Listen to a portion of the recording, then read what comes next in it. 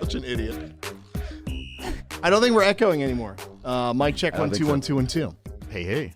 Welcome to the Radio Shorty podcast with my beautiful, handsome co-host every single week. His name, get this, DJ HiKevin. Oh my God. Round of applause, DJ HiKevin. Joining us this week, you may know him as the oldest DJ at Rutgers. What is the bar? Old Crow University. Where do you DJ? Jesus. Old Queens, and I don't DJ there anymore. But yes, I was the oldest DJ at the bar. So old, he retired. Also, you may know him from at the SCE event group. He is a DJ on Play FM in Florida. He does all these mixes on Mixcloud. Both of these guys talented in their own right. Please welcome, no relation, by the way, to Andy Cohen, Jason Cohen, a.k.a. DJ Demand. Round of applause, everybody. Come on. Wait, are you related to Andy Cohen? That's a good question. Are you related to Andy Cohen? No, I am not related to Andy Cohen. Are you sure? Are you positive? Have we done a DNA test? Do we do ancestry? I can call my parents and ask, but I don't think so. Are you related to, follow-up question, are you related to Jason Statham? Why would he be? Why would he be? Because it doesn't. Well, you and Andy Cohen have the same last name, so you and Jason have the same first name. So he would also be related to Jason Clock and Jason Jani then. Is that where we're going with this? And Jason Henninger and plenty of other. I have a Jason, the popcorn guy is actually a Jason. Please, that endorsement last week was 8 minutes long. Hockey mask, Jason. Hockey mask, yes, Jason. Hockey mask, Jason. Yep. Yeah, no, that advertisement was an absolute shit show last week. I'm sorry about that. I'm still trying to find the website. There is no website. Shorty, you gave out the website. I did not. I did not give out a website. I did not give out a website. I crossed my heart. Eight times. I'm like, what am I spelling wrong here? I want this damn popcorn. Bro, I want the popcorn. Was like, I want some fucking popcorn and I can't find it. So good. Dude, you guys don't understand. I was actually just hanging out later that night. I had a couple drinks. I got some like Jameson around here somewhere that was gifted to me. And I just there's so much popcorn still in the carpet. Like from me just fucking, but no, it's the number 2 BRO popcorn on Instagram. Also, that's sort of like where they're going. I just want you to know, endorsements are usually just 60 seconds. So if we can kind of just keep it to 60 seconds to 6 minutes, that'd be amazing. Sure. I think I can manage that. That would be ideal. Yeah. Man, we appreciate you also, joining on the show. Oil. Oh, sorry. I'm stepping over Kevin already. Kevin's already having some drinks. He's already wasted, just stepping over everybody. I wanted to say, man, I appreciate you coming on the show. I think that you, man, you're like one of my good friends that I met during the pandemic. You're also the friend that saved Kevin from getting a blowy on Twitch after he raided Joe Bunn. And for some reason, when I went to Kevin's stream, I couldn't see Bun, but I saw Kevin and his legs and Teddy and some stuff. So I texted you and said, I don't have Kevin's number, but the Playboy channel's about to happen, so you should text him. I don't know if you remember Kevin that. and his legs. We're 3 minutes into this thing. Kevin and his legs. I mean, pretty good legs. Pretty good. Do you remember that? That's like I text you. I was like, I don't have Kevin's number, but I think you do, and you should probably reach out. I think you called him like 3 times. And, like the third time he called me a number of times. Yeah. The third time he answered, and you couldn't hear anything, and you just hear like you see Kevin like and then he like looks at the camera and just like it's like I think he unplugged everything and just like the stream went off. So. It was just run dun dun dun dun dun dun dun. For anybody that doesn't stream on Twitch, when you're done streaming, you can like raid somebody and send all of your viewers to somebody else, and then you still have to press the stop button to stop recording. Kevin did half of that.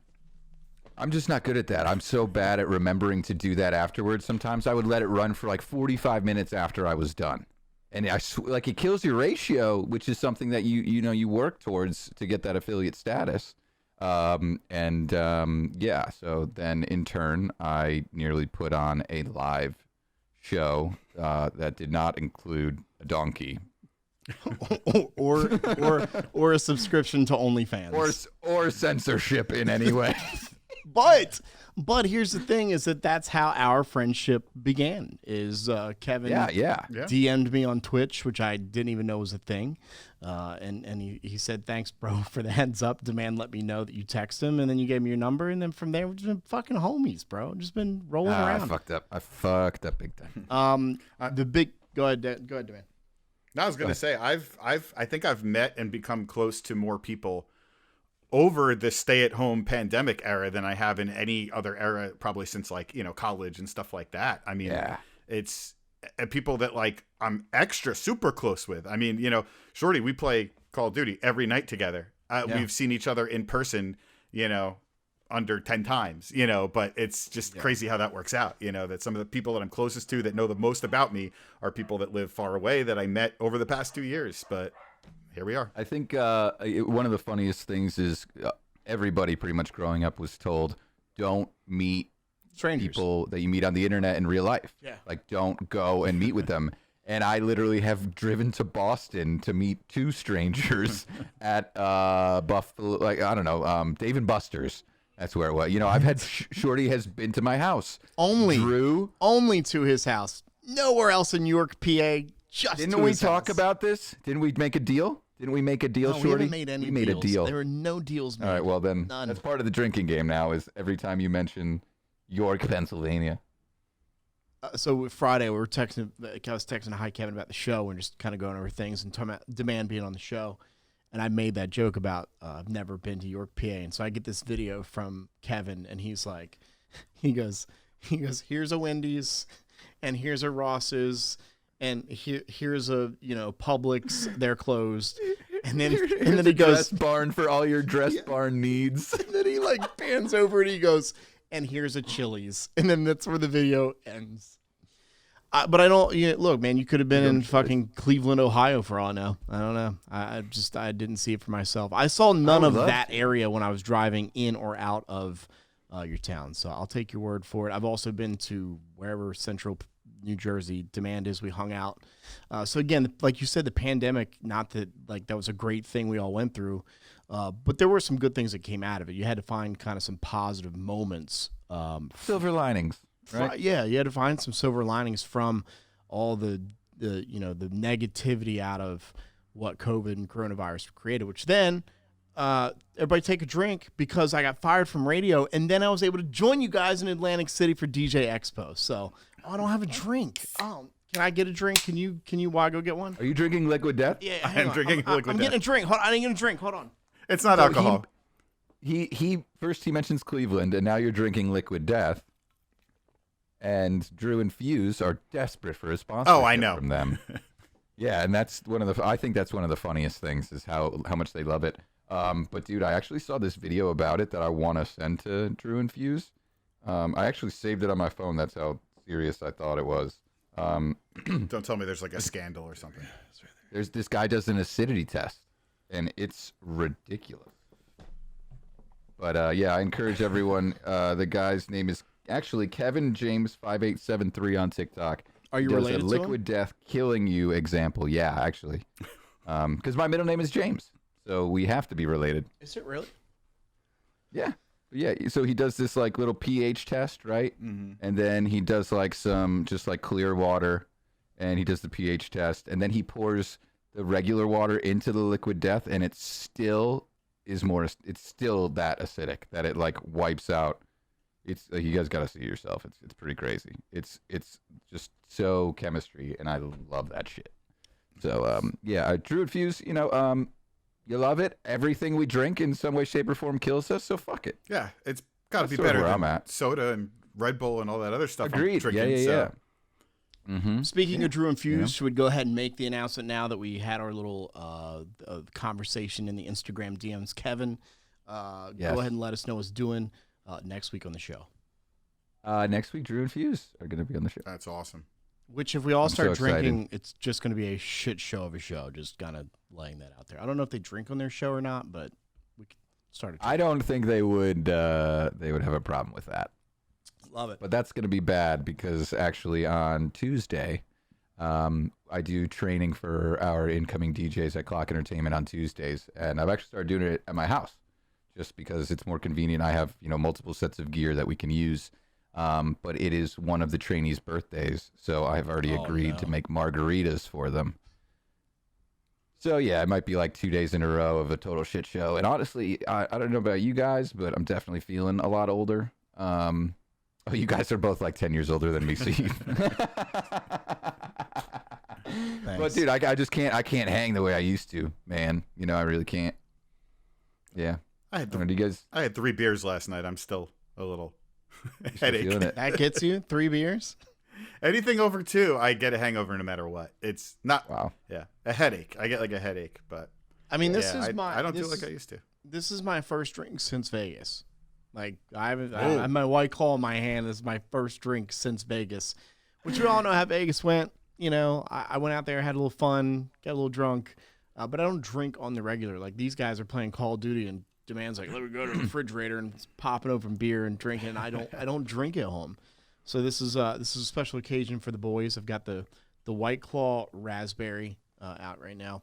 Hey, can we talk about obviously this week and on Sunday there was some big news. Obviously everybody's been talking about it. Kind of the slap heard around the world per se. And I want to play the video obviously and then get your reaction to the video. Again, insane. Just an insane slap for sure. Oh my God. Absolutely crushed. Can we watch that again? Leveled. Can we watch that again? Let's watch that slap one more time.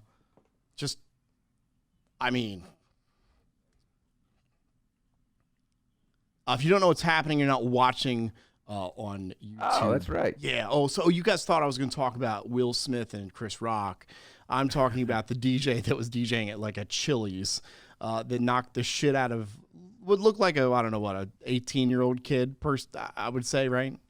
Looked young, but he was holding it looked like young. I watched a video. Is he holding a beer? I think he might be 20. Yeah. So now makes it a little better. The older you get, the younger people look, right? So like if you guys saw a 21-year-old, you probably instantly think that they're like 17 or 18. I'm telling you, it's like that. Right. Bad. That's what I'm saying. I saw the drink and I'm like, he's got to be 21.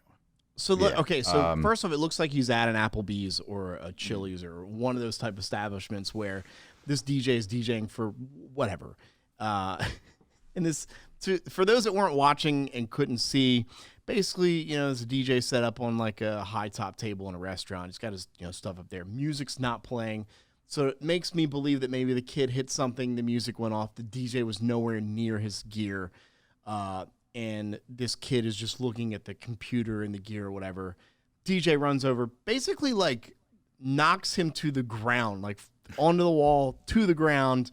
And I think he says something like, don't touch my fucking gear or equipment or whatever, and then plays the song. If you're in this situation, I think all 3 of us would say we probably are not going to react the same way, right? We're not going to body slam a 21-year-old, right? I wouldn't when I'm 60. That's for sure. He looked a little older. Yeah. I actually had this happen to me, and it didn't end up the same way. I did not hit the person. But he like leveled him into a whole nother dimension. The kid disappears. Right. Like, I don't even know where the kid. I literally don't know where the kid went. And the best part is he's wearing that shirt. What you guys saw the shirt that DJ's. How about Smash Kids? Yeah. All right. Oh, that's so good.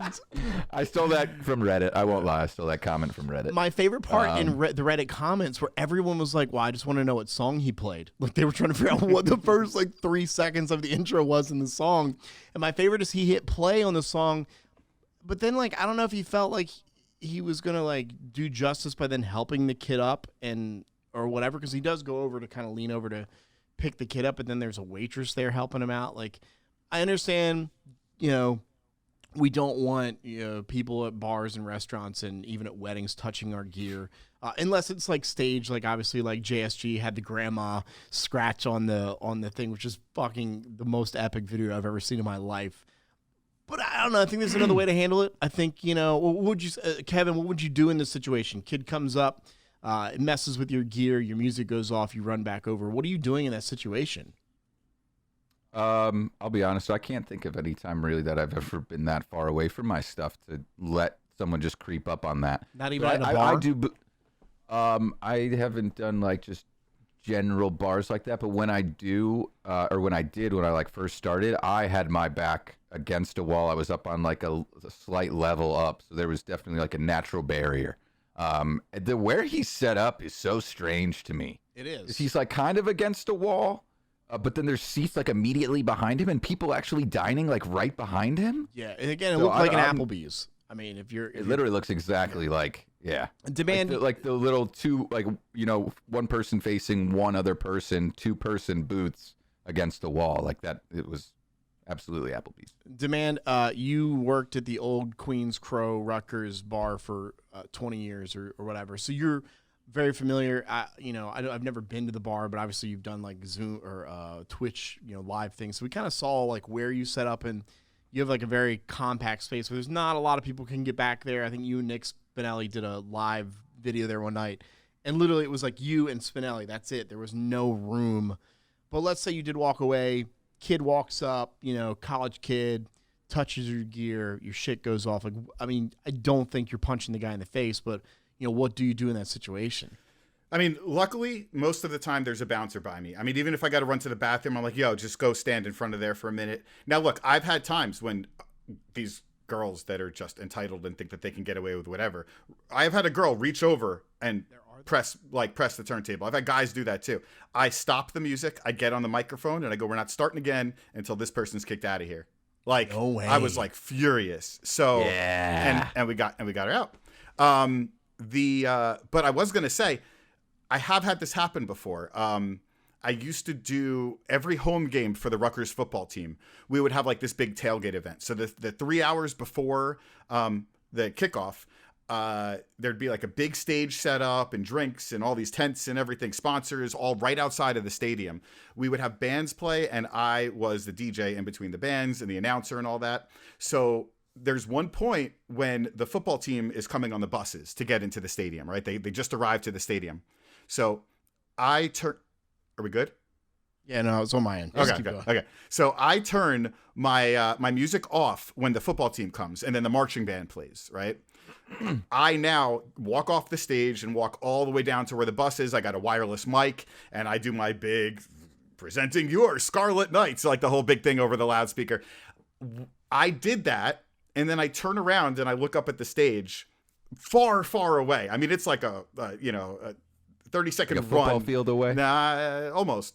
But there is a just drunk kid standing on the stage.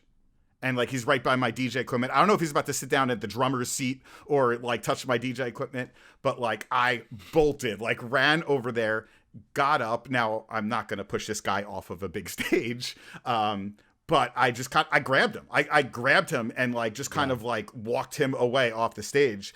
And I was just like, just made sure he wasn't going to fall. I mean, I'm not trying to get sued or anything like that, but I like by his, like the back of his shirt, like escorted him down the stairs off the stage. And again, grabbed a bouncer, security guard that was there and was like, get this guy away from here, Yeah. But that's the best way to handle it, usually. Now, if you're at a Bar Louie or Chili's and this happens, you don't exactly have that option of staff there. So you mean there's no security guy at Applebee's? What the fuck? The big bouncer, crossed arms, checking IDs. I was doing a club years ago, and this is back in my day where DJs are gonna roast me for this, but whatever. I was more of a host, MC, like kind of buying people shots and drinks and stuff. Like, so I used a program called Mixmeister. I don't know if you guys know what that is, but basically like you line up playlists, you hit play. And my job at the club was like, go up and play music and that sort of thing. But the owner wanted that interaction of like being on the microphone, clear across the other side of the bar, buying drinks. Hey, come do shots. We've got shots for free, everybody over here, that sort of thing. So, I would just let the laptop run and it would run itself. And then I knew what songs were kind of getting low in the playlist. I would go add more music. End of the night comes.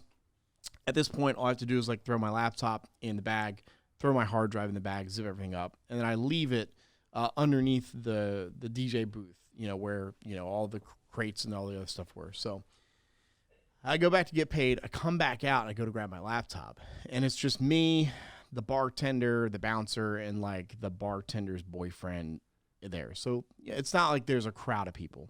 Come out, my laptop bag is gone. I was like, whoa, what? Like, what's going on? So I like turned around and I was like, Khaled was the guy behind the bar. I was like, yo, like, where's my laptop? He's like, I don't know, bro. Like, I swear I didn't touch it. I didn't do anything. And so I'm like looking around the club. I like walk out to my car thinking like, did I put it in my car? And I just don't remember. And I come back in and like the girl bartender's boyfriend was kind of like snickering and like smiling. And I was like, yo, where's my laptop? He's like, I don't know, man. Like, just kind of like that. And I was like, seriously, man. I was like, this is my livelihood. Like, this is how I make a living. And he pulls it out from behind the bar. And his girlfriend and him are laughing. And I literally grabbed him by, like, the fucking shirt. And I was like, don't you fucking ever do that again. Like, I went irate. And the owner came out and, like, berated the kid, like, nice. To my defense. And he was like, that's how he makes his fucking money. That he starts at the bartender. He, like, looks at her and he's like, don't ever invite your fucking boyfriend in here again. He's a piece of shit. Like, just on my side, basically, like, understanding that this is how I make my money. And also, this is how I bring people into his club. So, and I'm, like, 21, 22 at this time. So it's not like I have, you know, money to just be like, oh, let me go buy another $1,000 laptop and find more music. Like, it's, you know, that was a scary time. So that's the only time I've really had a confrontation with somebody that I had to get personal with. I did have this other time I was at a club and the DJ booth was like, you could kind of walk up and just like talk to me. So like my laptop's here and then you could just talk to like literally me, like as you and I are talking.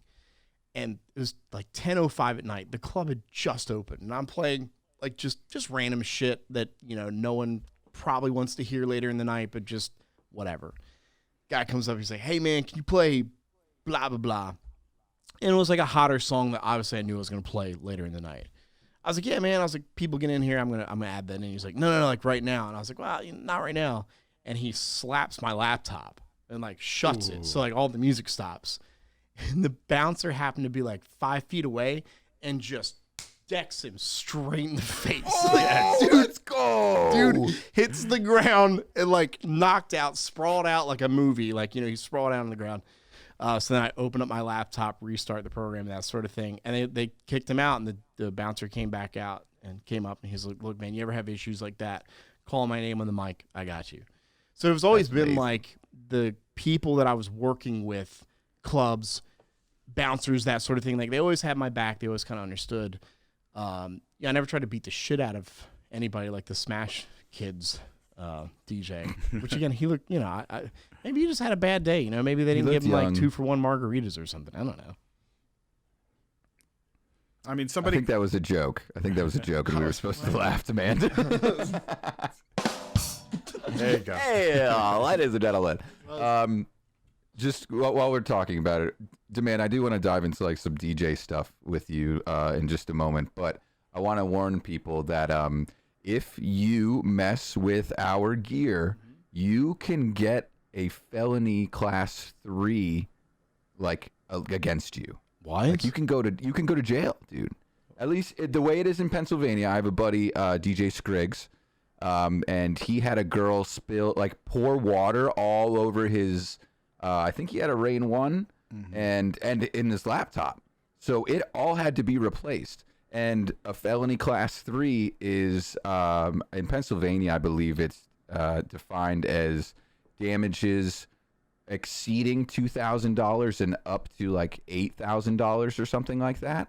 Yeah, this 26-year-old school teacher is going to jail for like 10 years, up to 10 years. Because you know, of obviously messing with DJ gear. Because she thought that she would just cute or funny or whatever and decided to pour a drink all over his gear. I would there's a reason.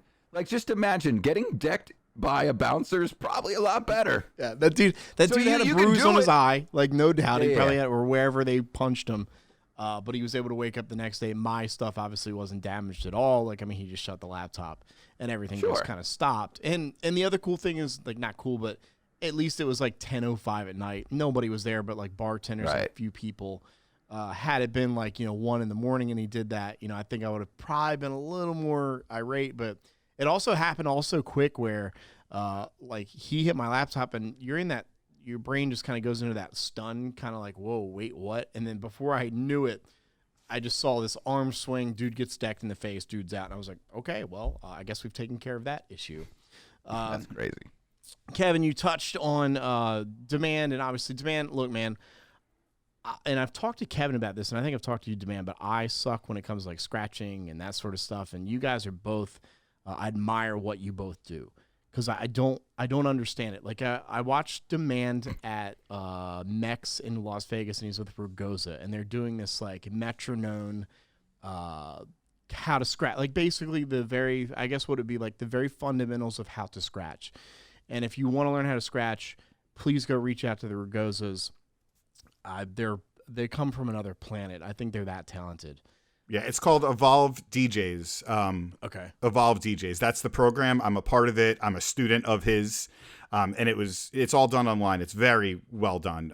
But it was cool because we were there in person, and somebody was asking what Evolve DJs is, and he's trying to explain it. I'm like, why don't we just do this in person? Like, show him right here. And then he puts on the metronome. He does like a 4-beat scratch, and then I copy the 4-beat scratch. And we're going back and forth like that. Right. That's what we were doing. But so we were at Mex. The Rev 7 was there on display, and of course, Demand without any inkling just kind of walks up, and I love Demand's like swagger. Like, bro, he's so cool, calm, and collective. Where he does these like scratches and he's doing all this stuff, and I'm doing like a stupid way of like how to do it like on my pad here on my desk, but like people were like now hovering around and watching him. Rachel Lynch walks up, of course, at the right time, like live on YouTube, and like is getting Demand scratching, and it's always something that's very fascinating to me. But you did buy the Rev 7, and I am kind of curious because I've told Kev I do want to kind of start learning how to create scratches into my wedding sets, like how to do that. I have no clue. But as far as like buying the Rev 7, why'd you buy it? Do you love scratching on it? Like, what are your pros and cons here with this new mixer you did finally get and buy, and it arrived at your house this week? yeah, first of all, I just got it. I have not taken it out to an event yet. It's actually right here, like right here on my desk. On YouTube? And now it's going to fall down. Yeah, if you're on YouTube, yes. If not, just take my word for it. It's right in front of me. I've just been messing around with it so far. Basically, the Rev 7 is everything that I wanted out of the last Pioneer controller, the 1000 SRT.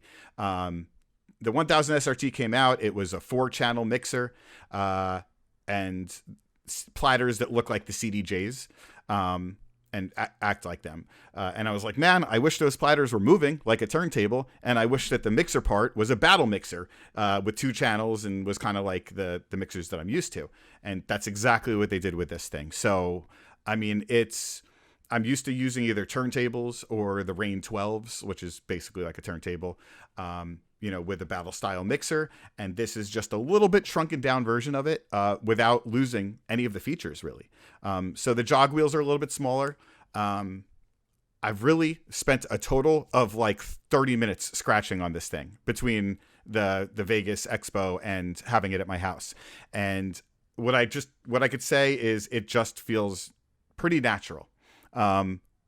Usually, like if I go from a CDJ to a controller to a turntable, like it takes me a little bit to like get used to it. I just pick this thing up and start scratching, and I'm like, yeah, feels like turntables. It doesn't feel exactly like vinyl. There's definitely a little bit of a difference, but not enough where it's like going to hinder what I'm trying to do. Give me like a couple of events of a couple of weeks of working on this thing, and it's natural, it's comfortable. I can do all the same scratches. Like right now, when I use a controller, I do different types of scratches than if I'm on a turntable. With this, I can do whatever I want to do. Like whatever's in my head, I just do it on this thing. There's no limitations. It's not like, well, this won't let me do this because it doesn't turn anymore. So it's pretty natural. I'm so far, I'm loving this thing. It just, it's going to be great. And now, yeah. Have you used other moving platter controllers before? I messed around with the Rain one a little bit. Right. At the Atlantic City Expo, I spent an hour on it at the Bun booth. And then I feel like somebody I knew had it, and I played around with it. Maybe Jan I had it for, I know he got one for a little bit. I liked it, but that natural feeling that I'm trying hard to explain, it didn't have it. And then the other thing that I didn't like about that was the internal, it didn't have any like hardware effects. Everything was Serato effects. This has the same effects as an S9, S11 mixer, and then some. Can you explain that? So like the effects, which again, I think their DJs will be listening to this and don't really know the difference between that. Can you explain what onboard effects are and what Serato effects are and why you do and don't like that?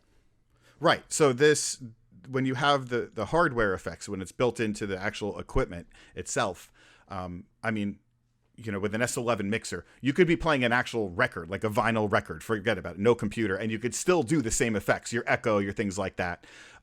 If you don't have that, if you're on the Rain 1 or I think even the 72, the Rain 72, you have to use the effects built into the software.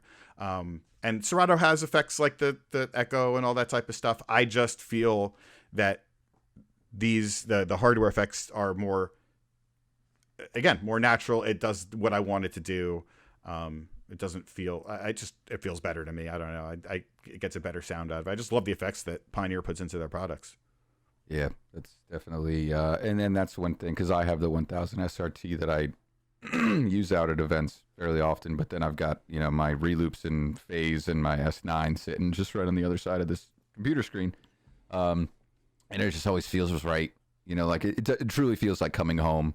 And I do, or like, and I'm sure you would say the same thing, man. Like you gotta understand just how things work on the turntables, and that'll explain so much more as to what you're doing when you're working with a controller. Our friend Chris Cruz is learning scratching right now, and he put a video up on TikTok. I actually recorded like a 10-minute video just trying to give him some tips, and then I totally just folded. At the end of the video, I literally say, "What the fuck am I doing making this video for? You didn't ask for help." Like I literally, I was just. I don't remember if he did. He didn't specifically like solicit advice. So I was just like, maybe I'm like overstepping a little bit. So if Chris, if you hear this and you want help, then obviously I'm more than happy to. Oh, you never sent him the video. I never even sent it.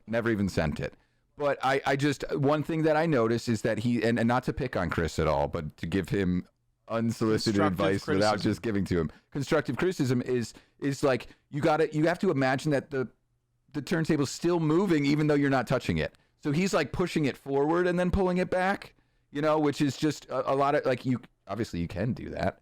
But like, it's just, a lot of times you want the vocal to come through very naturally. So you're not going to like push it through, Right. I guess that's like a stab more than anything. Well, and I think that especially here, so for those listening and have listened for the first time, Kevin's from PA, Demand's from Jersey, I'm from South Carolina. Everybody's different. Every DJ's different. Every music style is different. And so here in the South, it's always been told to us by maybe older DJs or whatever that you don't need to scratch at weddings. And for us, we do have this kind of thought in our head, because DJ Scientist from the Yang Twins is from here, and we used to see him at every club, and he would do these like 5-minute like epic just scratch, just your mind would explode.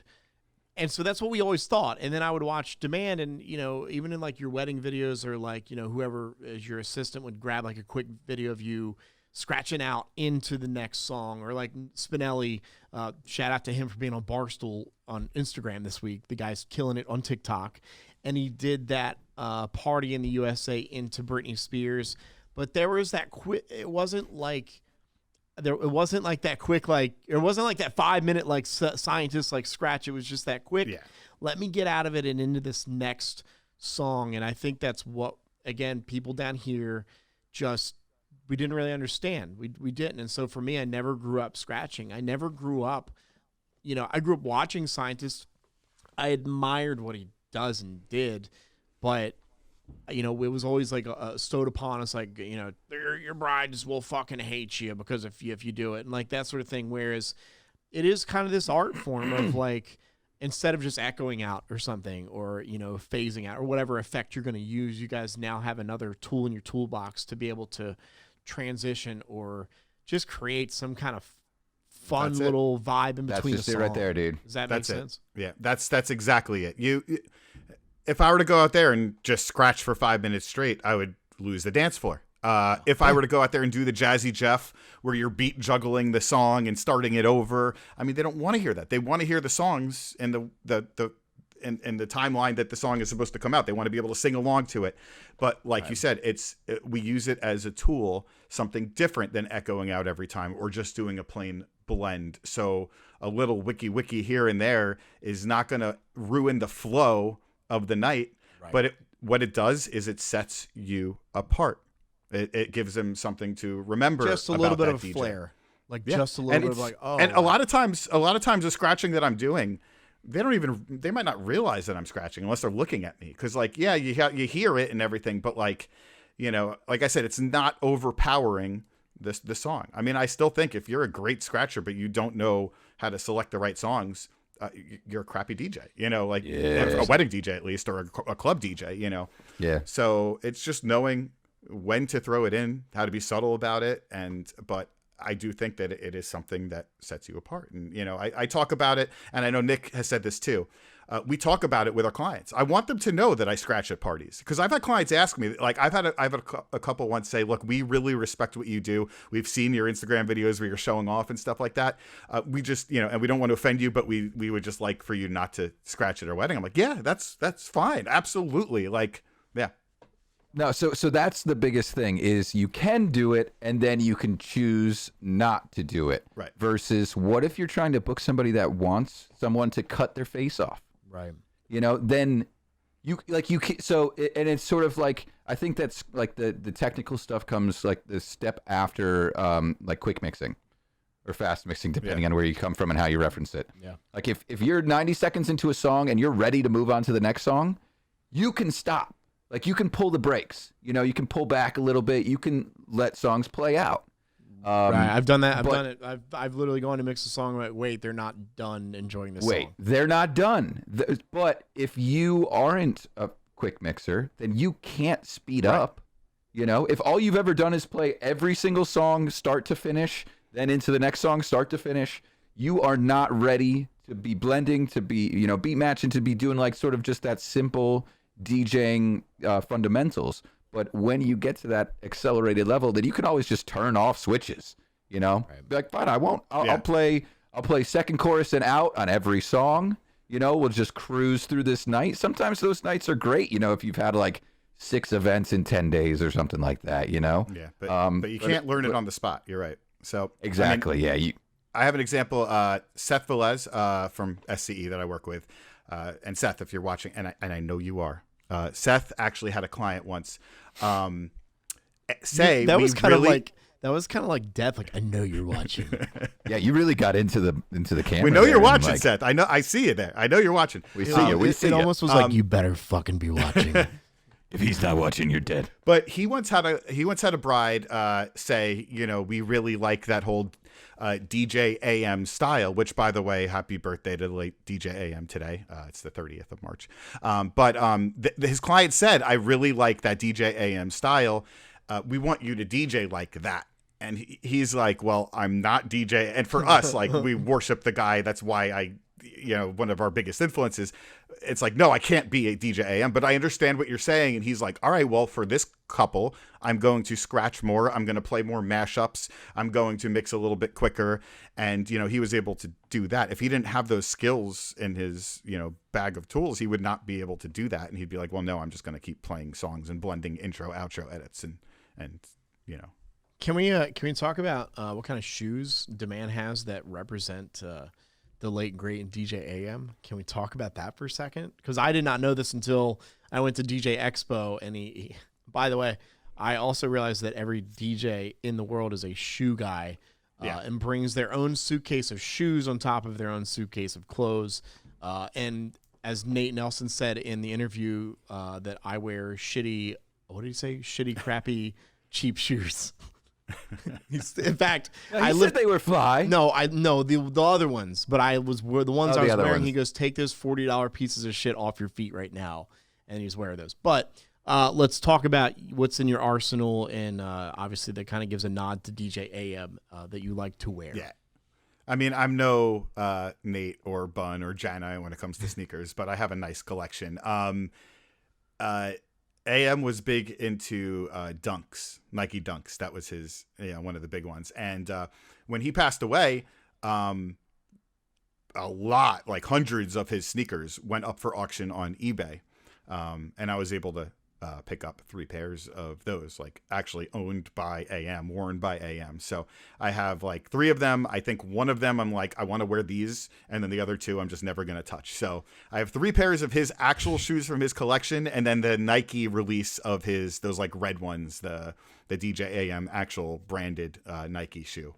But those are my AM ones. He was a really, gigantic influence. I mean, seeing him, whenever he came around, I would go see him. He would be in Atlantic City one day, Manhattan the next day, Long Island the next day. I would see him at all 3 spots, we would just go see him every time possible. And back in the day,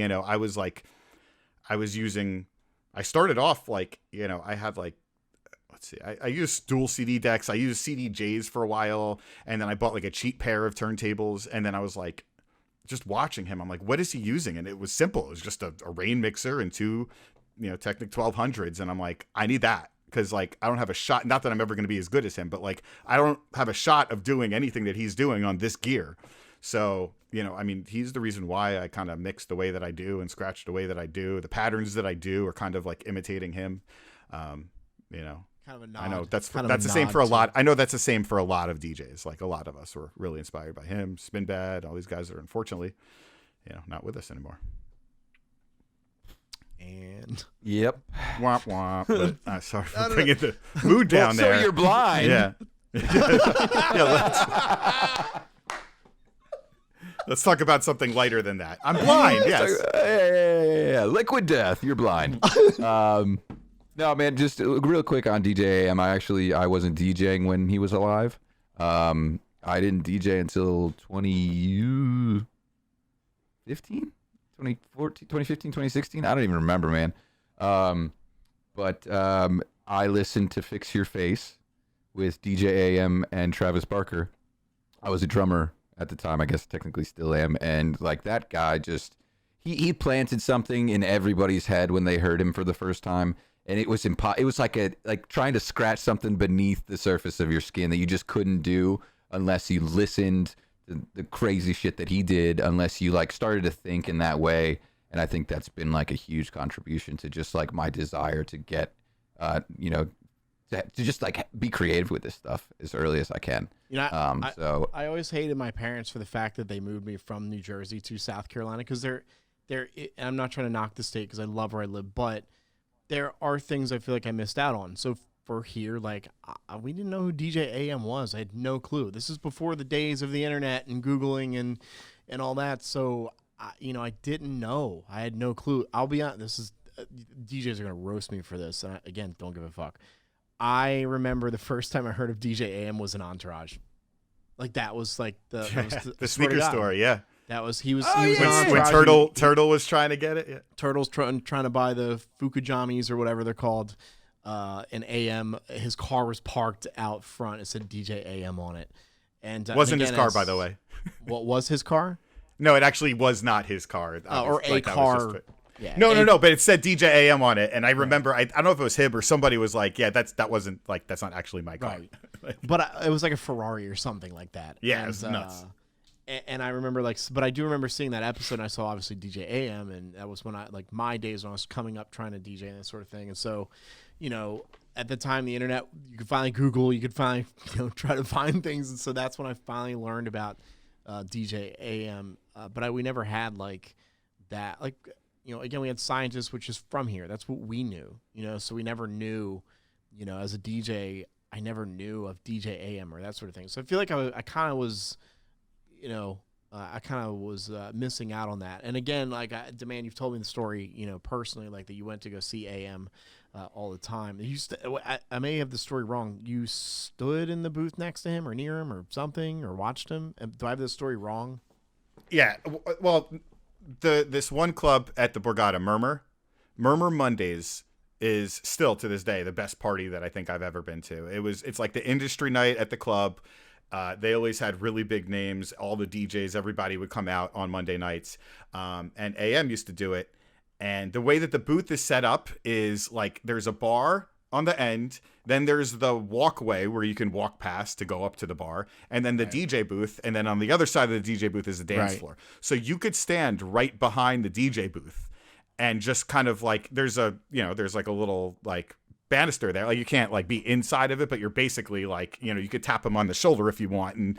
And that's how close we were every time. And like when we first started going, nobody knew who he was, and then all of a sudden, the Nicole Richie and all this, like he's becoming like Hollywood famous. And every time I went, there'd be like more and more security. Now there's like a rope and stuff like that. And you had to keep going further and further back and all of that. But, that's where we used to see him. So you can actually like we're just watching, like just literally you could see what he's loading up, how he's scratching from right over his shoulder, Isn't it funny that, we go to a club differently than the average person. The average person goes, gets drinks, dancing on the dance floor, they hear the music, that sort of thing, and you would go and sit there and watch this craft. There are half naked girls walking in front. I'm like, get out of the way! I'm trying to watch this guy here. Come on.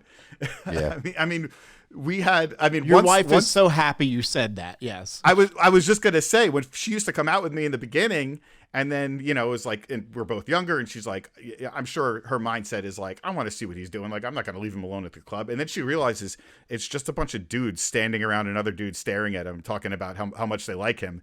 She's like, yeah, I don't have to be here to babysit him, but he's not doing anything. It is the least threatening situation ever for any DJ girlfriend, fiance, wives. Like there's literally nothing to worry about. It's like when the girls find out that we all play Call of Duty and we're all boys just freaking like screaming at each other and calling each other bitches. They're like, oh, okay, it's just like, we're just children stuck in for me a 30-year-old body, for these two 70, 80-year-old body. Where are these like hateful old jokes coming from? Old jokes are my favorite jokes to tell, man. April, I'm gonna be 79. 78. There's a strip club in Philly called Cheerleaders, and once a year they have like the 12 DJs of Mixmas. Their big Christmas party. 12 Philly AC DJs always. They usually get somebody big, and the strippers hate it whenever we have this party, because all it is, there's all the strippers up on the stage with the poles and everything, and then there's the one stage where the DJ is, and every single person in the club is just crowded around this stage with a guy, and there literally are naked women right behind us, and like they're coming up like, hey, you want a lap dance? And we're like, no, we're gonna miss the set over here. Like it is. Yeah. Sorry. We're just a bunch of dorky dudes. That's it. They literally walk up there like, we would love to give you a blowy for free. And we're like, no, we're good. We're good. We're going to watch this. No blowies? No. Nah. I do want to. I'm going to jerk off to this guy DJing later. Like, I'm going to save that load. And we're pulled down from YouTube. No, I do want to touch on a subject that Kevin actually mentioned earlier. Kevin, you mentioned this earlier. Demand, you're blind. You legitimately are blind, like not like full on blind. You don't have a cane. Can you explain when you went blind? How blind are you? And are you going to be unblind anytime soon? Sure. It's first of all, jeez. You're lucky I know you guys and I'm friends with you guys, because the delayed reaction from Kevin is like, did he just say that? Are you going to be unblind anytime soon? I'll wait until we're. Go ahead. We'll edit this out. Cut that. No, leave it in. Leave it in. Leave it all in. Oh shit. Okay. Yes. I over the whole after the pandemic hit. It was maybe 6 months, not even into it. I woke up one day and one of my eyes, it looked like I had a smudge on my glasses. Everything was blurry. Went into the eye doctor that day. He's like, and they were like, you got to come back tomorrow to see like the head retina specialist or whatever. By the time I woke up the next day, I couldn't see out of this eye. I could see the peripheral, but it looked like basically there was like a fist right in front of my eye, and it's a gray cloud. I could not see through it at all. Wherever I was looking, right in the center, that's where that gray cloud was in front of me. Long story short, I didn't have a stroke, but it's almost like my eye did. The vessels in my eye filled up with blood so much that first day I couldn't see around it. And then by the second day, they popped and bursted, and blood wasn't hitting parts of my eye. It doesn't hurt. I mean, I just hate eyeballs. but basically, my eye, was not getting blood where it should be, the retina. They just like brain, like when you don't get blood to the brain, you go brain dead. It's permanent. So I still, to this day, cannot see out of this eye, on my right eye. I have the peripheral, and that's it. But yeah, we spent months doing a lot of testing. I went to neurologists and blood doctors. They have no reason why this happened. You used to get a pin in your eye or something. I rember you would text me like, "Can we not talk about that?" Yeah. That's so I go nasty. to a retina specialist. I used to go every month. I was the youngest person there by 40 years, because this is something that people usually get in their old age, the macular degeneration, that type of thing. So I would go in every month. They would look at my eye, see if it got better or worse, and then give me a needle right in the eye. The first time that I got the shot in the eye, I was freaking out, anxiety. I hate needles, all that stuff. After they do it once, you realize, number one, they numb you. Number two, I can't see out of the eye anyway, so I can't even see it coming. So, yeah, I did it, and now, like, no shot means, like, I'm, like, no longer a baby when it comes to shots. Like, it's no big deal for me. After getting a needle in your eye, it doesn't matter. Now, as time went on, every month, it became 2 months to visit, 3 months. Now I'm up to 6 months. I think I have one more shot. And then he said, "You're done after that. We'll just do the checkups." They don't think it's going to get worse. It's not going to spread to the other eye. So that's where I'm at with all of this. So it's good that it's not going to get worse. It can't get better until, maybe 10, 15 years down the road. Science will be there to correct it, to where somebody that doesn't have an eye can now have one. Somebody that lost their eye in war, can actually get a completely, redone one. Like, that's what, listen to Joe Rogan. He'll tell you all about that. But they basically, for me now, I've learned to live with it. After the first 2 months, every day, my brain is going, you can't see, there's something wrong. It's crazy. But after a while, your brain learns to stitch together the good image, the bad image, and make what is now like my normal vision. So I really, I don't really think about it until people bring it up. So thank you. Now I'm noticing that I can't see normally. But way to go, Shorty. No, but first off, you did. Yeah. No. So all right. So basically, the only time that it really hurts me is, and this is kind of tough, low light situations. You think about a camera, the less light you have in, the less you could see. The same thing with my eyes. So it is a little bit harder. I have my type on my screen like really big now, so I could see better, and it is a little bit harder, but again, you get used to it. And then also the depth perception. If I'm toasting a bagel, I'm no longer going to reach my hand in and pull it out. Like, I got to be extra careful now. If I'm cleaning my knives, if I'm doing cutting, I want to be extra careful because of the depth perception. But overall, after those first couple of months were done and I got used to it, it really hasn't changed my life too much. And, we were talking earlier about silver lining type of stuff. I tried to find the silver lining in all of this. When it first happened, I didn't know what was going on. I completely changed my diet. I went completely plant-based. Oh, the one thing that they did find was I have high cholesterol. And they're like, this doesn't have any relation to what happened. But I'm like, you know what? Like, over the pandemic, I hit 40 and this stuff happened to my eye. And I'm like, I have to take control of whatever I can. I don't want to go on medicine for the cholesterol. So I changed my diet. I cut out all the junk, the fast food, all that stuff. 6 months later, I checked my cholesterol, after cutting out meat and everything, and I'm good. I'm in the zone like that I should be in now. So that's better. I lost a lot of weight, and that was great. I gained a decent amount back over the past couple of months, but it actually just decided, I'm like, very recently, I really changed my diet back. I things are working good, so you start to like ease up. I could have a fast food meal now. I could have a soda now, but like that noise that I could have, like, that's what I heard in Vegas. It's bad. I would hear like, it's bad. I could have a burger. I'll have another one. Like, we were in Vegas, Yeah. like, I could have like 12 tater tots. I'll do a lineup, this guy's. But look, I'm in Vegas. I'm not gonna, not Right. get the In-N-Out burger. So True. that was kind of the end of it, actually. After Vegas, I was like, let me get back into the routine and back on the Peloton, which I kind of started, like slacking on. And so now I'm getting back to where I was. But I mean, I'm still like about 80% plant-based diet, and I don't want it to be 100. Like, I don't want to feel guilty for having a steak, Sure.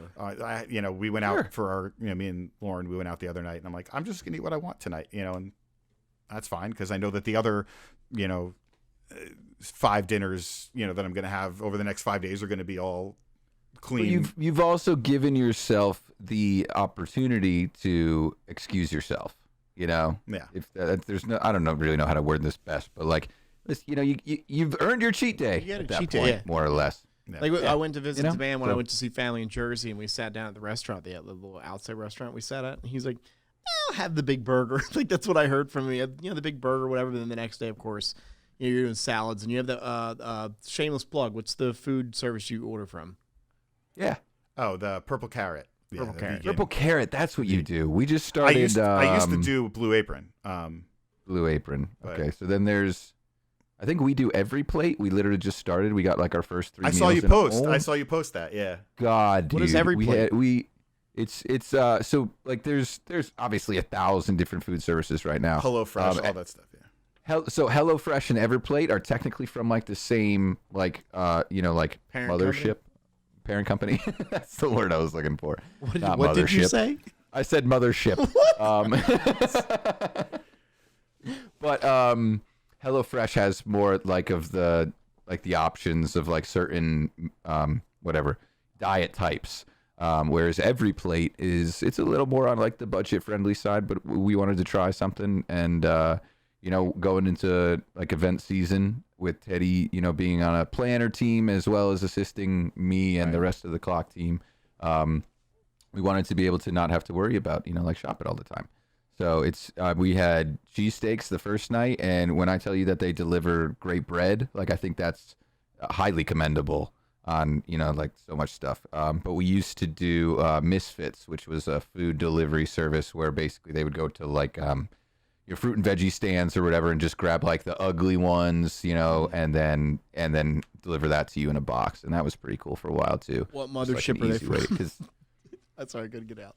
I'm sorry. No, it's okay. I know you were just waiting for me to make a space so that you. Hey, I gotta ask you.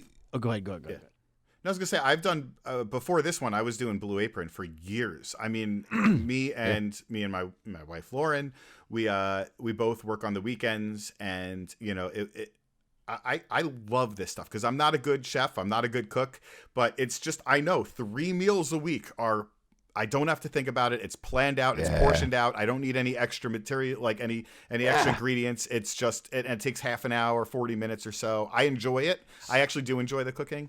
I recommend it to anybody. Yeah, it's so good, and it does make you feel like a good cook. You're at least kind of learning. Because I don't even remember what we made last night. Like pork, but it's just like all of a sudden you're caramelizing onions in a way that you never even knew was possible. And then you can start to add your own flair in, like using brown sugar instead of regular sugar. So like that's this kind of, and I love cooking, but I really like to follow like a script the first time, and then I can kind of start to free for all. So yeah. I cooking. eat But, Chick-fil-A, so that's just where I'm at in life. Just kind of one Yeah, it's across the 34 road. seconds away, but you were. It's 35. I didn't get there. I had training with our DJs tonight right before you, so I had to do work. Most I know you podcasts do work. Most podcasts have the same conversation, but they're getting paid for it. HelloFresh, use the promo code. Oh yeah. Right. So, Yeah. So what you're trying to But say it's is only this 60 podcast is seconds, shit 'cause so it doesn't. Yeah. Okay, I got you. It's only 60 seconds. Two Brothers Popcorn. I'm just saying we're giving away free plugs right now. I mean, Yeah. listen. Yeah, If any of these want to You sponsor shouldn't be- us, You shouldn't be doing anything in your podcast without getting paid for it. No plugs at all. Yes. exactly. We're all holding up our drinks right now for any. Do you of the get free audio EVs? listeners. You have free. What? This was actually from a water bottle that we got at the third DJ Collective, which was my second one. Hey, The first one in Scottsdale. I want to yell at Demand for something. Crate hackers. Yeah, see? There you go. Crate hackers and direct music service. Wow, we just hit everything. Got Chauvet, we Oh, got hang on, EV, Hang on, I got one. Hold got on. Tim the Tap Man. Oh, hang on. I got one. Here you go. We're going for the big names, right? Let's go for the big ones. There we go. You like mine? Oh. You like mine? This is the most important brand of all. You like mine? Right there. Oh, Yeah. Hi, Kevin. Hi. hi. I have a HiKevin hoodie Hi. that's at home. All right, for next shout out week. to Mike. For next Shout out week, to- Drew and Fuchsia. Love Infused. Drew and Fuchsia. Nice. Hold on, shout out Hell to. yeah. Hell yeah. It's not even. Oh, there we go. What are you doing? Boom. Shout out to Mike TSV, Villa. baby. Little Mike Villa, little Gabe, little TSV, little. Where's my social MTL? media. All right. I was a member of the first MTL class, the Master of the Levels. Hey, I gotta only fuss stayed for like at the half man of it, before we though. go. I gotta yell at him.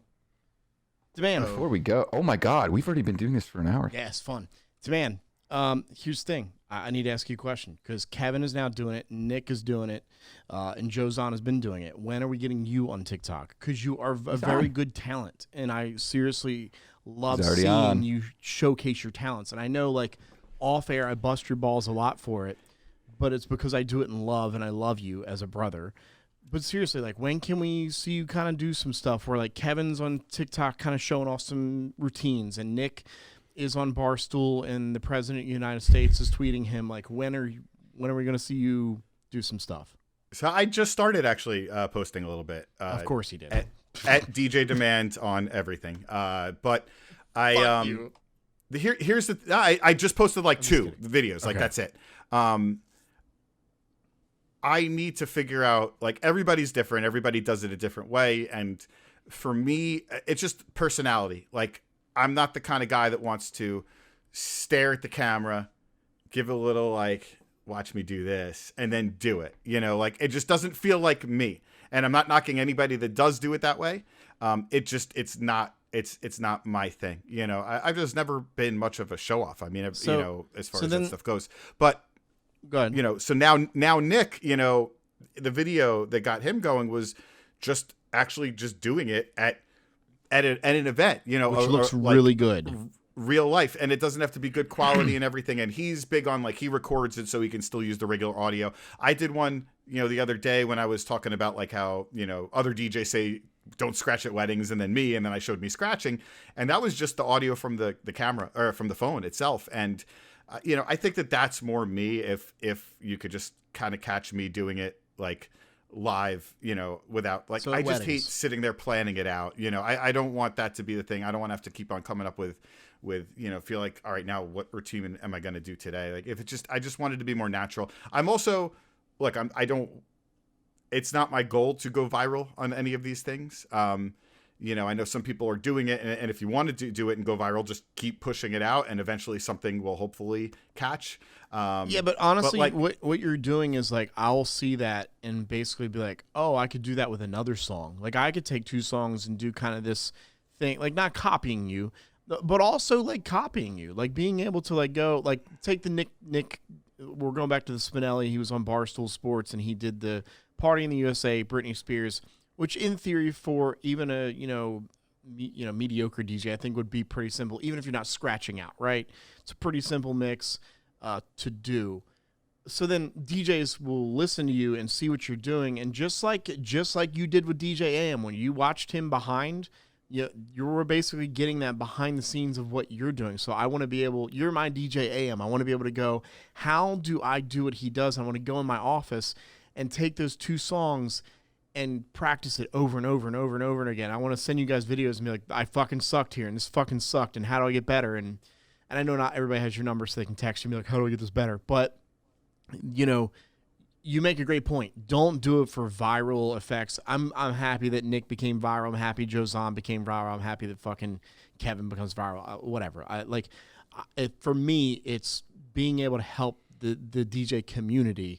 Because again, I will say I walked away from Mex, and I really do wish Demand was, like, on stage DJing, because I can't even imagine, like, because I've never seen you DJ, like, live in person. I've seen it on Twitch, but I've never seen it in person. When I saw Drew and Fuse and then Scooter, I literally went and got my Uber, and I was like, I fucking suck as a DJ compared to this. Like, I took all of us said that night. No, all of us said that Everybody night. says that. By the man. way, so we get done. Scooter gets done. We get done. Everybody's, like, walking out into the main lobby. Demand walks up to Scooter and is like, "What's up, bro?" Is like talking to him, and I'm, like, standing next to him. And I don't know the guy. And Demand goes, "All right, man. See you later." Doesn't introduce me to Scooter. Doesn't I didn't hello. know. I just assumed you knew each other. That's I did my not. bad. I had no clue. That's my bad. But again, like, So seeing that on stage and going, wow, like Drew and Fuse, and Scooter and Arlie, I would say were the 4 that I walked away from going, and Mike Villa, which I heard was good, but I wasn't there because I was at a steak restaurant. But like I walked away going like, I need to like get better. I need to like, I think I text Kevin. I was like, I want to learn how to scratch. I text you, I want to learn how to scratch. So No, but that's seeing that on TikTok will help the community. Don't worry about going viral. Just start posting shit. Whether it is at your wedding or whether it is in your studio in your house, I think that regardless, you're going to help people in this community. Yeah, I mean, about the Scooter stuff, I mean, I think we all should be seeing people that are better than us to get inspired, and I mean, I thought you knew Scooter. Scooter, if you're watching, and I know you are, Scooter. We know it's Scooter. This is Shorty. I will have you guys definitely meet in person the next time. He did follow me on Twitter. I will say he did follow me on Twitter. The funny thing for me, was Scooter did that set and I mean blew everybody's minds. It was the perfect set for that room at that time. And I'm sitting here and I'm in my head, I'm DJing his wife's birthday party a week from now. That's right. Yeah, and I'm like, how am I supposed to go and DJ a party for Scooter after seeing Scooter just do that, And that happened to me multiple times. I mean, I did his wedding and I'm like, how am I supposed to do DJ Scooter's wedding when I'm playing all of his stuff at my weddings, But, it was funny to like, because again, we all use Scooter edits. Like I've used Fuse Mania edits that I've used, and all that. And then all of a sudden you meet these people who, I think there is a sense of like, you don't know what they're going to be like. You don't know if they're going to have an ego. You don't know all these things. I don't know. And then I walked up to like Drew and Fuse and they're the sweetest human beings on the planet. And then Scooter, I can't really say for sure because, Demand didn't introduce me, but here nor there. I definitely think. Get ready to never hear the end of that. Take a drink every time. Now that he's mentioned it here, it's over. I'm never going to. Take a drink every time I say I never got introduced to Scooter. So how about that? Let's all take a drink. We're gonna wrap up the show here. I think that we can't not end the show obviously talking about the drama that happened on TV that no one was watching at the time, which was the Will Smith, Jada, and Chris Rock, or as the radio station blogged out and said Chris Brown.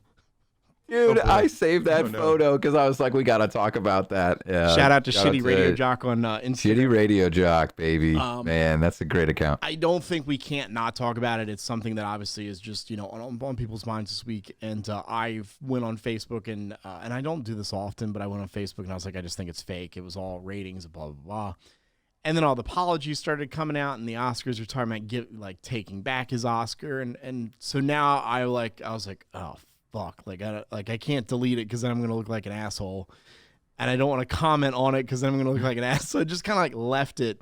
I do want to get your opinions though, Kevin. Start with you. I guarantee you weren't watching the Oscars live. Nope. But you saw it. Everyone saw it on Instagram or on social media. Do you think it's real? Do you think it was well deserved? Do you think Will Smith should have slapped the shit out of him? Like, where do you stand? I think about where I would have been if someone, and I actually said this to Teddy because we both have this skin disease. I don't even know what to call it, but we basically have where we can't get tan in certain areas on our body. Ew. Yeah, I know, super gross, right?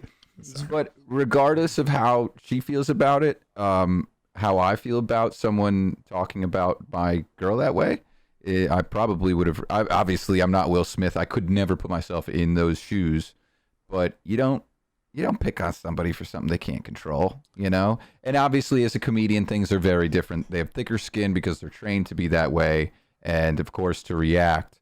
And everybody's like, "Oh, he could have told this joke, and it would have been so much better. Like he would have come back." But then, Will would have pulled a gun out at that point. It's like, no. I think that. So I'm kind of on the fence. I understand that, I don't know if you guys know this, but I have cerebral palsy in my left leg. I have a leg shorter than the other. I wear 2 lifts in my shoes to make myself even, 100%. Oh. And so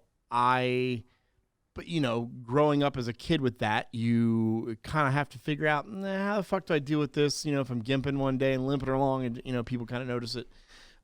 Joe Bunn brought it up, actually. We were walking up the stairs to a restaurant when I went to visit him, and he asked, and I just made some joke like, I'm fat and we're walking upstairs or something, and I just kind of like brushed it off. Because I don't know, you say, oh, I have cerebral palsy, and they're like, what's that? You got to go in this whole thing.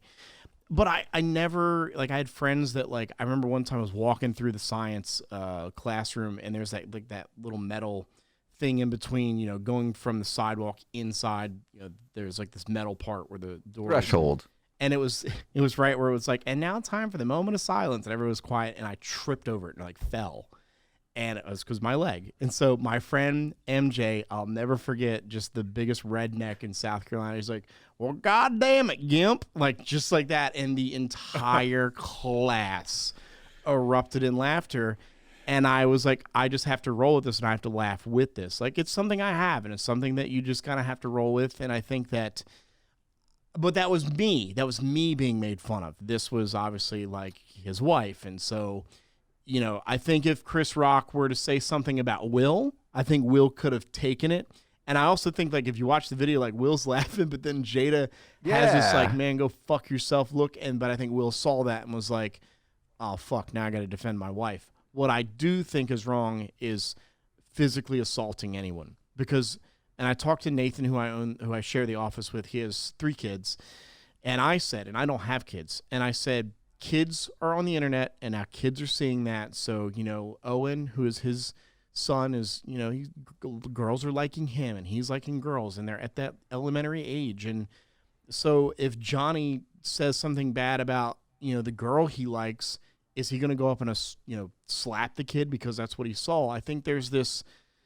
You're hyperbolizing, though, No, right? I'm not. I think that, You're taking a situation with adults at an award show, and you're associating with elementary kids? Kids don't know the difference. I think you're not giving some kids enough credit. And then I think it sort of boils down to where every person has that moment. It's like the kid, we jokingly brought up Smash Kids, right? The DJ, and how we would react. Top of the show, the DJ, hit the kid, Top of the show. So, but you got violent with a guy for, taking your laptop. So if it was another wrong. kid has his Game Boy stolen in elementary school, is he not allowed to slam the kid against the locker now? No, he's not.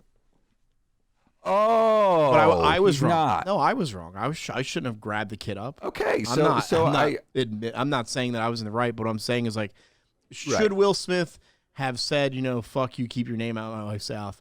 I think that, you have every right to say that. I think that there are other ways to approach it. Obviously, there are breaks in the Oscars where you could have walked up to Chris and said, yo, bro, that's not great.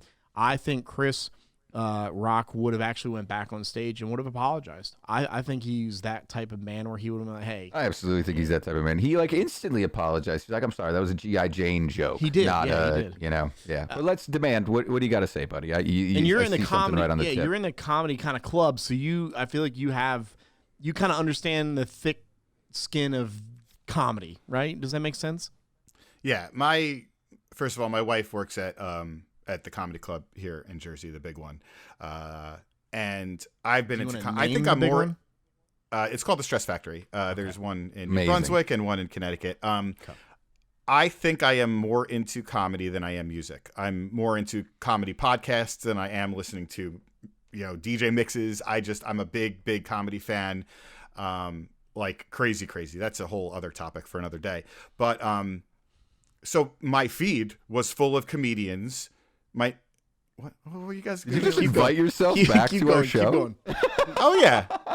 No, I love it. This is not the end of me. This is not the end of demand. But this is my entire newsfeed was just comedians responding to this. And the whole thing about comedy is when you're a comedian at a comedy club, anything goes, and nothing should end in violence. They're just words. If you are offended, you can leave. And I think every comedian in every comedy club took that stance of Will is 100% wrong because it's just comedy, and that gives you a free pass to say whatever you want, and it's just comedy. Now, the issue is they weren't at a comedy club. They were at the Oscars. So in a public place. But the host is supposed to be funny. The host is supposed to put on this comedic. But it's right. But I think that the lines are a little bit different in a setting like that than in a small comedy club, where you're going there for that reason. Now, the big reason why comedians talk about this when you're talking about Louis C.K. and things like that is if a joke is deeply offensive, but it is funny, it's okay. But if it's deeply offensive and it's not funny, all of a sudden that's when everything's a big deal. Now, us as DJs, to a parallel here, I can work on a routine. I can work on practicing something and not take it out to the public until it's ready. Comedians, The only way of knowing if it's going to work is to do it in front of people. Keep working. And you're going to swing big at a big show. So he swung big. It didn't work. It was offensive. He probably shouldn't have said that joke.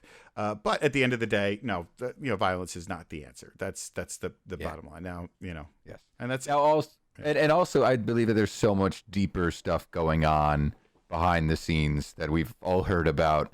But we honestly probably shouldn't even dive into just between Will and Jada. Well, listen, I mean, here's the other thing, like going to that subject, like if they have an open marriage, who the fuck cares? Like if they're both open with it and they're both, doing their thing, I don't, okay. That'll look better on that's right, the Will and the Jada. Yeah. I forgot you did that. That'll look better on the big screen. God, that was so long ago now. I think if they have that open marriage, I think then whatever, like that's how they live their life, whatever. I think the violence was a little too far. I do think that him screaming, "Keep your name out of my wife's fucking," or "Keep my wife's name out of your fucking mouth," it's warranted. I mean, the guy with the dump button was like doing all he could to make sure that we didn't hear it, which I find funny too. That we live in the land of the free. And as soon as you drop the F-bomb, it's dumped on American TV, but every other TV network across the world, they let it all fly. Like, no big deal, no FCC fines, like nothing. That, like, dude. but I don't understand that at all. Here in America, like, let's have the guy dump the whole thing, But again, with social media, and the fact that we were able to find it so fast, like it happened, commercial break, bam, here's the Japanese TV version of it. Dude, the first time I saw it on Reddit was the Japanese version with like. By the way, we were watching the whole show and gave up 10 minutes before that happened. We're like, this is boring. Like, let's just watch something else. We just stopped watching. But that's crazy. I think both of his reactions were natural, fair reactions to fair feelings to have as a response. I just wish they were switched around. If he first started off with the yelling and trash talking, it probably wouldn't have gone to the physical part second. He probably would have apologized right there or done something to de-escalate it, but like his first reaction was physical. But that yelling of keep my wife's name out of your fucking, like that was a natural reaction. And you can't blame him for having that reaction. I just wish that one was first and then that wouldn't have happened. But boy, listen, you got balls of steel to walk out of your seat up on stage in front of 8 million people that are watching on TV and then however many are in the audience. And also, man, Chris Rock just taking it. He didn't swing back. He didn't react. He took it and then Will Smith walked away. We were talking about it later the night that more people hours later, more people watched that video than watched the show up to that point. I think the video the video on Twitter, it was like 12 million or something like that at the point that we were watching. 58.4 million. 58.4 mil. Smoked. Absolutely smoked. The Oscars in 2019 had 21.8 million viewers. So that one clip has double the viewers. Only on Twitter. Right, on Twitter. Who knows? Reddit. It's on Reddit. It's on Instagram. It's just all over. And yeah, it's buried. But I think my favorite part is when Will's walking up on stage, you hear Chris Rock go, "Oh, Richard." Like he just calls him by the movie name. Yes. Oh, Richard. And that's why I thought it was fake, because in my head I was like, all right, no one is loving the Oscars, no one is watching, people are tuning away. Yeah, it was. What is something where people can tune back in? So that's why I wrote the status on Facebook, and I was like, clearly this was just all a ruse to get people to talk about and write memes about, and it worked. Everyone's writing memes and trying to be comedians of their own. Some funny, some didn't hit so well. But then, like, Will apologized, and Chris apologized, and Jada apologized, and the Oscars are in. And I was like, maybe it is real. Like, maybe I'll backtrack what I said on Facebook. I mean, okay. if anything, they accomplished their goal. But also, like, if we spend 20 more seconds on it, then I would say, like, Chris Rock was put in a very difficult position where he knows that this platform is failing. First off, award shows, come on. Like, are we still doing this? You know, they need to congratulate themselves. Celebrate your damn selves. You know, like, get the shit in the mail. But I'm so over it. Michael Che from SNL, like, I think he posted, and I know a lot of comedians have talked about this in the past with Ricky Gervais and everybody that has gotten in trouble for award show stuff. Why would anyone want to do this? You are just setting yourself up to either be unfunny or go too far. Like, there's no winning from this. Everybody's going to either think that you're boring or hate you. And you know, you got to be a talk show host now in order to do this stuff. Like, you got to be Jimmy Kimmel. I think he's probably one of the most successful guys doing it, because he sticks to his script, which is very clean. You know, shaved white guy funny. You know, just like suit. That's what it is. You heard it here first. Shaved white guy. You heard it here first. Shaved. Kevin only thinks that. I'm not even going to finish that statement. No, I'm saying that I think that the clean-shaved white guy is the least funny of all the funnies. You don't think Fallon's funny? Because I don't think he's funny. No? No. Nah. You know who I miss is Cohen. Like, late night Cohen. Oh my God, Cohen is Howard Stern's favorite interview, right? It is, yes. A late night Cohen, late night NBC Cohen, where I saw this thing come up on TikTok, and I remember being a teenager watching it, and it was an NBC acquired all of Universal, TV stations, and so they had all the clips of Walker Texas Ranger. So he had the Walker Texas Ranger lever, and so whenever he pulled the lever, they would play just some random Walker Texas Ranger clip. And I, as a 16-year-old, watching Conan O'Brien, was just crying my eyes out. Like, it was some of the funniest TV, but again, it was some of the edgiest TV. I think that. As time has gone on, which is weird that we've kind of gotten soft, and like late night TV isn't as not that it needs to be edgy, but there's just this, I don't know, there's something missing. I don't know. Like podcasts to me, like comedy podcasts to me are funnier now than watching Fallon or Kimmel. Way funnier, dude. Way funnier. Which, by the way, Demand, speaking of this amazing comedy podcast, what other podcast do you enjoy to listen to? And do you have any complaints for this podcast? Just curious. Didn't know if you did. Just kind of throwing that out. Didn't know if you already voiced your opinion on a few of them. Wasn't sure. We're gonna need a whole new show for that one. That's gonna take a while. Nah, you got like 7.5 minutes. You're good. No, you guys are doing great. I am a big comedy podcast fan. Are we though? You guys are doing great. Are we though? Kidding. Go ahead. We're doing it, right? We're doing it. You're doing it. Doing it well. But I used to be a big Howard Stern fan. I kind of stopped over the past few years. The Bonfire with Dan Soder and Big J Okerson. That's not a podcast. That's a radio show. But I'm like obsessed. I never missed an episode of that. I'm big into the East Coast, like New York City comedians. Like Legion of Skanks is a big one. It's not as dirty as it sounds. I mean, it's dirty, but it's not. Doesn't have anything to do with Skanks. It's just the name of the show. But Legion of Skanks is a big one. Bert Kreischer and Tom Segura have a great one. Two Bears, One Cave.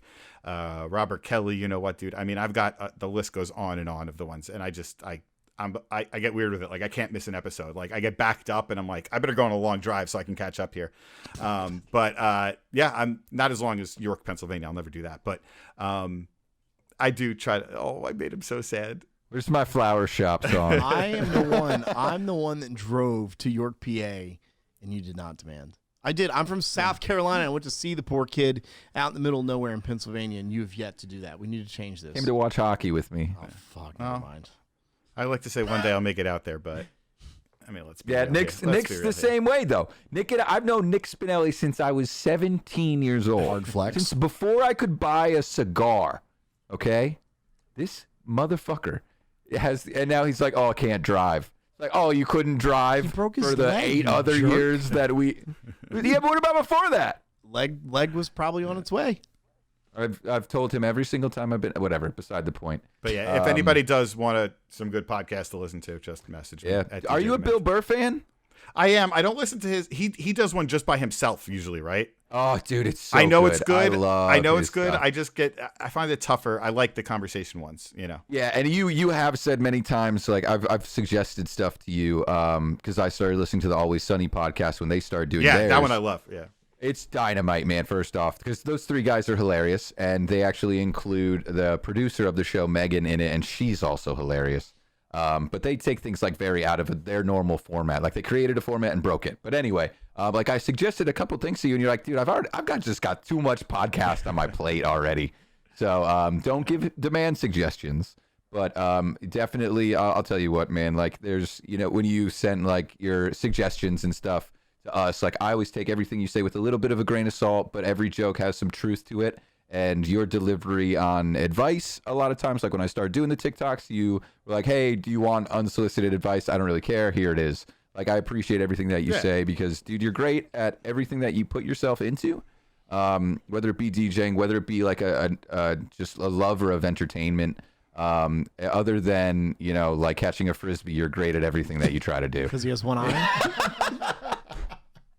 It's... What? Because he doesn't have depth perception. Do I have to explain this one too? I was just going to ask when the dad joke section is, by the way. Dad jokes are ready if you guys are. Kevin, by the way, dad jokes are ready if you guys are. I literally text Kevin 10 minutes before the podcast. I go, do you have your 2 segments ready and dad jokes? And you said, yeah. And we have done neither segment where you're bad news, good news, whatever.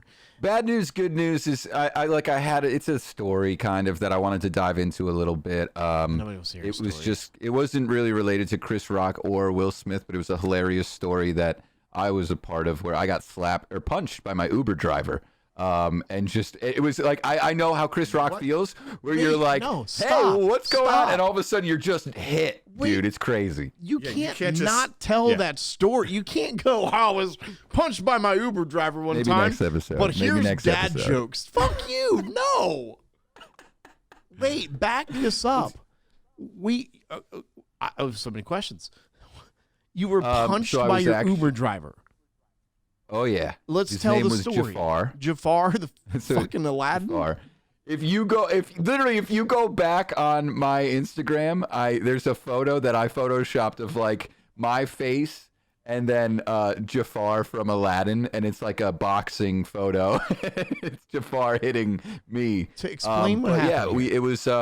By the way, if you want my advice, this would be the perfect place to end the podcast. Yeah. I just got hit by an Uber driver. This has been the Radio Shorty podcast. See you next week. Yeah. So I'm not telling this story today because I'm telling you, you're gonna want to dive into it. I'm gonna want to dive into it. I'm gonna want to try and dig up the clip of where they talked about it on a radio show, here in the area.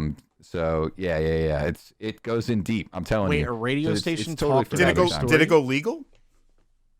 No, we actually, I actually was banned from Uber for a while because of it. I'm telling you, we can't go into this. There's layers. It's layers. Bro. Shorty, we don't have the time. We don't have the time. I'm telling the jokes. Stop. I'm telling muting the you. jokes. I can't mute you. I'm telling the joke. I am. Hold on. I am. I will. Hold on. You get one question. You get one question, and I will answer it. It's my name's on the front of the fucking podcast. Hang on. I'm the caboose on it, baby. You can't. The man's getting pissed because he knows that this should wait. No. This has to wait. And now all this is sucking up too much time. This is sucking up. I'm going to tell my jokes. Hang on. That would be like Nate Nelson telling, like, oh, I won $11,000 in Vegas. See you later. And not telling what happened. And that is the best thing to do for your podcast. Right. So I'll tease it in the beginning of the show, and then we go into the podcast. Oh, my God, you guys are crazy. I used to be in the radio. I used to know how this works. Why would you not tell this story? Didn't you get fired?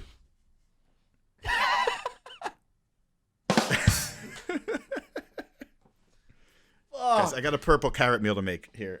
Yeah. All right. Tell your dad jokes, ready? and then maybe in glad Demand's here. 2024 we'll tell your fucking you got punched in the goddamn face Maybe by an next Uber week. driver. Maybe next week. I would love to tell Drew and Fuse about that. You know, Demand's They not would worthy? Love that. Demand's tell not it worthy. Demand can come too. We'll tell it next week. You're on We'll it tell next next week. week. Are All you, right. are you dedicated to this now every week? We'll bring him back. I would love to have him back. Can we add to Drew can we, Fuse loves it. bro, can we add the Radio Shorty podcast with DJ HiKevin and also DJ Demand underneath it? And also Daffs as a special guest. All right, dad jokes. Let's roll on it. All right. Do you want your music or so, no? Do I want my music? Is that a question? Shit, sorry.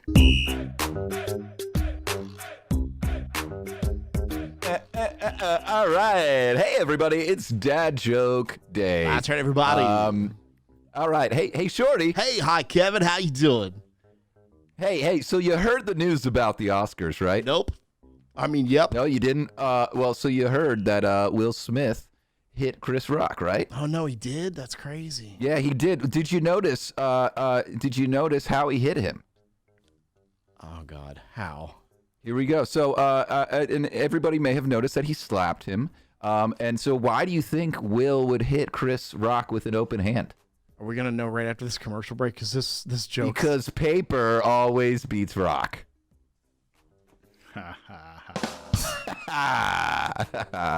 He tries to step on my punchline. You see how that works, Demand? You see how You're just supposed to go with it, Shorty. Fine. Like, So here's the thing: we rate the dad jokes from 1 to 10. 1 sucking, 10 the best. Demand. You would rate that what? it's topical. I like that. That's That's the only like reason a I girl told trying the to joke, I'll turn be you down honest. nicely. It's okay. No, only because I've heard so many of them before from Kevin. No, so many dad jokes from Kevin. This is like a 7. Yeah, thank you. Thanks. So you're saying this is worse than normal, or? I'm saying you've had better, but it's I've not. definitely But had better. it's a good one. Yeah, I have a a 4. I'm giving it a 4. See, this guy has no sense of fucking entertainment at all. I'm sorry. Do you know what I used to do for a living? Do we want to take a drink? No, I don't. Why don't you tell us? I used to be an Uber driver. All right, second joke. So I was walking down the street, right? I was walking past this entertainment store, right? Oh, yeah. And I saw an ad in the window. It said, TV for sale, only $1. The volume is stuck on full. Okay. And I was like, I thought to myself, I was like, man, I can't turn that down. Hey,